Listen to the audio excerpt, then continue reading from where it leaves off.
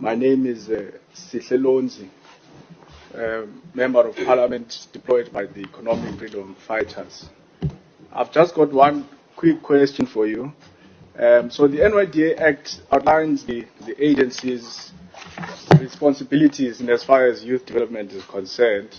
Now, given how the Act is so broad, how would you ensure that the NYDA policies and programs align with the legal framework outlined in the Act? And maybe try to give me some practical examples in as far as this relationship is concerned. Thank you. Those not the kid.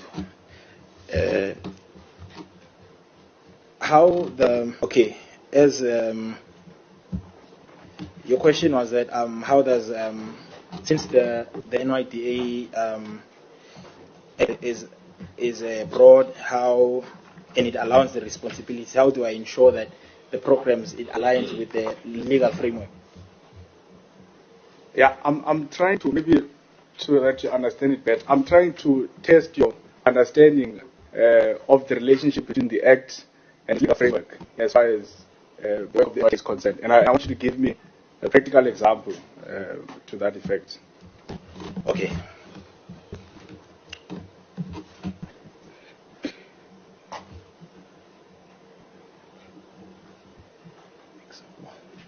Okay, so the Honorable and as far as the NYDA Act is concerned,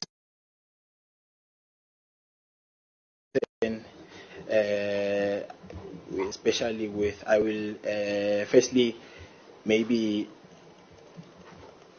take the root of its role in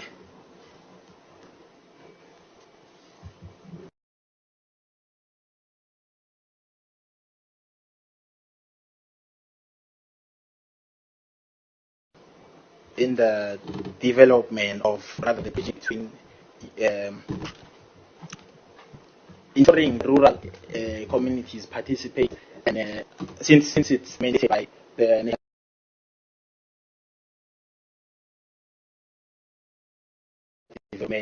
National Development Plan to one agency that incorporates to ensure that it participates in that. So I think the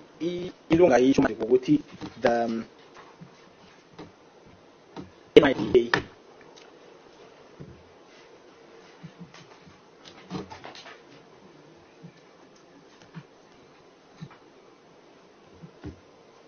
okay.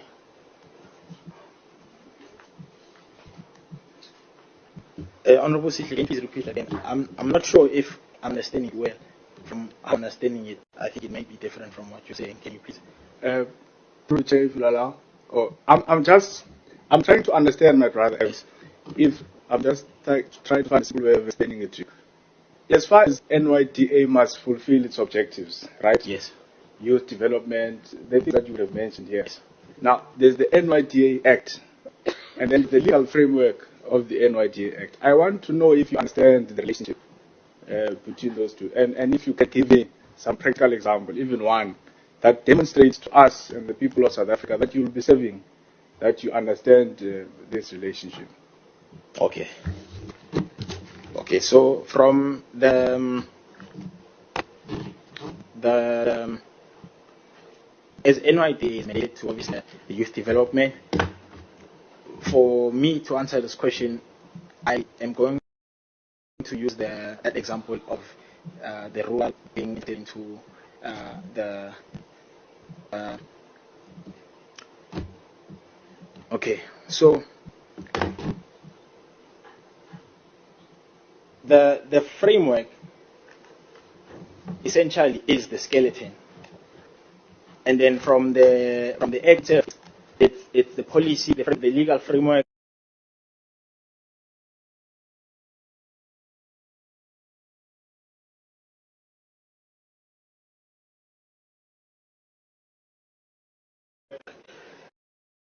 Framework will be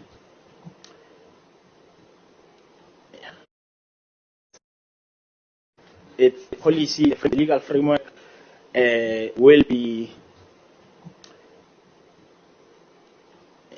okay.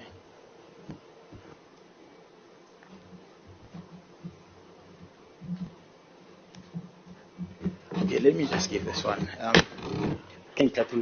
So from the people who are in the rural area. My name is Sihle Lonzi, member of the portfolio committee deployed by the Economic Freedom Fighters. I'm only repeating because I think Mr. Swelo said Lozi, so just trying to assist him to not forget.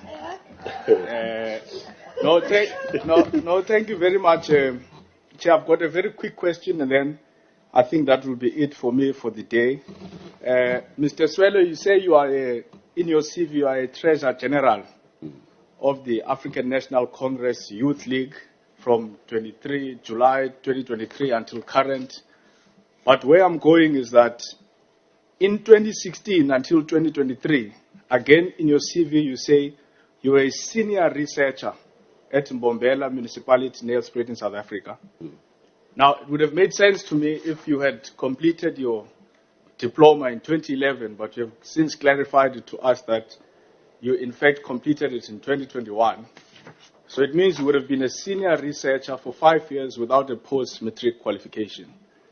My question to you is, if we were to appoint you, recommend you, and the President were to appoint you to lead the NYDA, would you appoint or employ someone without a post-matric qualification to be a senior researcher in any process or department within the National Youth Development Agency?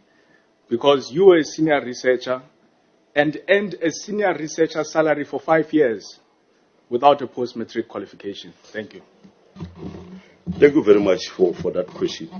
No, I think I would not do that. Maybe I must maybe the question should have been, what is the circumstance that led to that? Because I did not apply for a post of senior researcher. Because the problem, I had to put the CV accurately to the fact of the positions I occupied, because I didn't want to mislead anybody. Now, what would have happened in the instance, I never applied to be a senior researcher chair. I applied to be a PA and working in the office of the chief whip in the municipality there. Now, because I was deployed in a political office, there was movement. They just placed me as a senior researcher. I could not say, no, I don't qualify. They placed me. They did what they call placement. And then they placed me as a senior researcher. For that matter, for 2 years, I spent that 2 years without being given proper functions in that responsibility. And that was my problem. It was the problem of the municipality. I'm on record complaining about those attributes. And so it was never my making, Chair, that I applied for a post that I knew that I don't qualify for. It was the making of the institution which frustrated me at that particular time. And I had issues with it at that time. Now, it was not me.